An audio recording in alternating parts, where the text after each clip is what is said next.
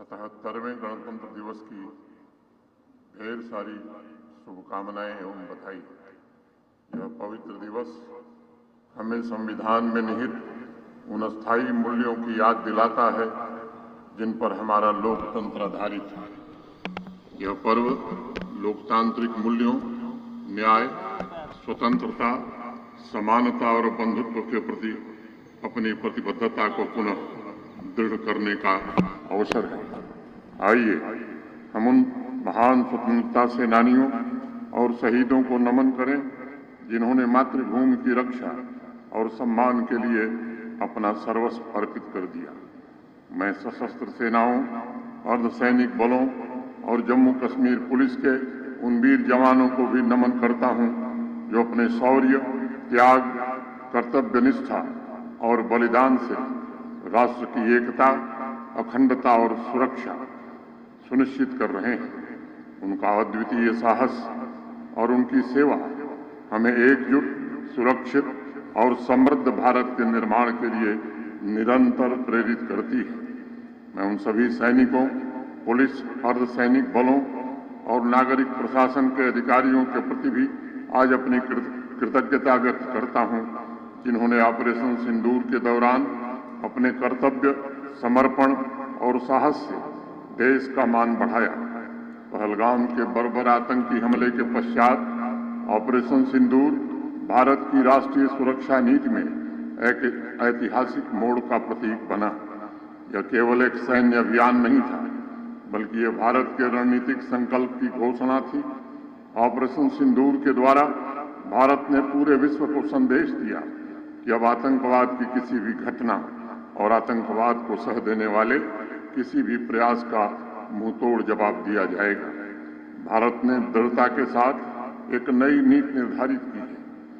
Operation सिंदूर की सफलता ने देशवासियों में एक नया आत्मविश्वास पैदा हुआ है कि हमारे वीर जवान उनकी सुरक्षा के लिए सदैव सक्रिय और सजग हैं। आज ही अंतर्राष्ट्रीय समुदाय को यह स्पष्ट संकेत भी मिला है कि भारत की कार्रवाइयां तर्कसंगत और आत्मरक्षा के अधिकार पर आधारित है। आतंकी तंत्र चाहे सीमा पार हो या इस तरफ, उन्हें पूरी तरह से खत्म किया जाए। भारत ने सिंधु जल संधि को समाप्त करके भी एक सख्त संदेश दिया है। यह निर्णय जल विद्युत उत्पादन और सिंचाई के लिए जल संसाधनों के अधिक प्रभावी उपयोग का मार्ग प्रशस्त करेगा। इससे बिजली उत्पादन और सिंचाई की समग्र स्थिति में सुधार होगा तथा जम्मू कश्मीर जैसे केंद्र शासित प्रदेश के आर्थिक विकास को मजबूत गति भी मिलेगी। उज, रावी, चिनाब, झेलम और अन्य नदियों के जल से शीघ्र इसके सकारात्मक लाभ हमें दिखाई पड़ेंगे। चिनाब नदी पर 260 मेगावाट की दुलहस्ती स्टेज 2 जल विद्युत परियोजना को दिसंबर में भारत की सरकार ने मंजूर किया है, जिससे हमारी क्षेत्रीय बिजली की आपूर्ति मजबूत होगी। मैं पहलगाम आतंकी हमले में शहीद सभी नागरिकों को भी श्रद्धांजलि अर्पित करना चाहता हूं और उनके परिजनों के प्रति गहरी संवेदना की प्रतिबद्धता को पुनः दोहराता हूं। मैं army, CRPF, Jammu Kashmir police के उन सभी बहादुर जवानों का भी आज अभिनंदन करता हूं जिन्होंने पहलगाम आतंकी हमले में शामिल तीनों पाकिस्तानी आतंकवादियों को ऑपरेशन महादेव के दौरान मौत के घाट उतारकर हमारी माताओं और बहनों के सिंदूर का बदला लिया था। पिछले वर्ष अक्टूबर-नवंबर में देशव्यापी आतंकी नेटवर्क को उजागर करने और समय रहते अनेक आतंकी घटनाओं को रोकने के लिए भी मैं जम्मू कश्मीर पुलिस की विशेष रूप से सराहना करना चाहता हूं। ये भारत के असली नायक हैं और मुझे इन पर गर्व है। मैं अपनी पूरी निष्ठा और अपनी पूरी कृतज्ञता के साथ जम्मू कश्मीर पुलिस, अर्धसैनिक बलों तथा सेना के शहीदों को भी श्रद्धांजलि अर्पित करता हूं। पूरा देश इन शहीदों का और उनके परिजनों का सदैव ऋणी है। मैं नौगाम के दुर्भाग्यपूर्ण आकस्मिक विस्फोट में शहीद हुए पुलिस तथा नागरिक प्रशासन के कर्मियों को भी आज अपनी भावभीनी श्रद्धांजलि अर्पित करना चाहता हूं। जिन वीरों ने अपने लहू से जम्मू कश्मीर की खुशियां कायम की है, वह एक ऐसा ऋण है जिससे हम कभी पूर्ण नहीं हो सकते। आज के पावन पर्व पर हमें संकल्प लेना चाहिए कि हम उनके बलिदान को सदैव याद रखेंगे और उनके सपनों का जम्मू कश्मीर निर्मित करने के लिए हर संभव प्रयास करेंगे। वर्ष 2025 के दौरान जम्मू कश्मीर में बादल फटने और भयंकर बाढ़ जैसी अनेक प्राकृतिक आपदाओं का सामना हमें करना पड़ा है, जिससे पूरे जम्मू कश्मीर में व्यापक क्षति हुई है।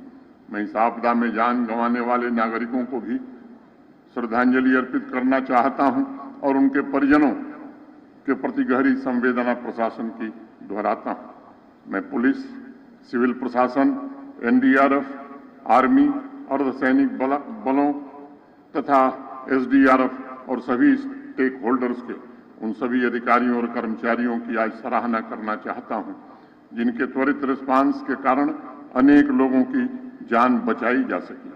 प्रशासन ने आपदा से प्रभावित परिवारों को शीघ्र राहत पहुंचाने में बिना देरी किए पूरी संवेदनशीलता के साथ काम किया। मैं उन स्वयंसेवी संस्थाओं, सिविल सोसाइटी के मेंबर्स, समाज सेवा से जुड़े अनेक नागरिकों के प्रति भी आज हृदय से कृतज्ञता ज्ञापित करना चाहता हूं, जिन्होंने बिना कहे आगे आकर के इन पीड़ितों की मदद की। मैं उनकी भी प्रशंसा करूंगा। माननीय प्रधानमंत्री जी के नेतृत्व में भारत सरकार, जम्मू कश्मीर सरकार और जम्मू कश्मीर प्रशासन प्रभावित परिवारों के पूर्ण पुनर्वास के लिए पूरी तरह प्रतिबद्ध है। प्यारे भाइयों और बहनों, हमारे गणराज्य की असली ताकत किसानों के पसीने, सैनिकों के साहस, महिलाओं की शक्ति, वैज्ञानिकों की सोच, शिक्षकों के संस्कार, डॉक्टरों की सेवा, इंजीनियर्स की दक्षता, श्रमिकों की मेहनत, शिल्पकारों की कला, कलाकारों की सृजनशीलता और समाज के हर नागरिक के समर्पण में बसती है।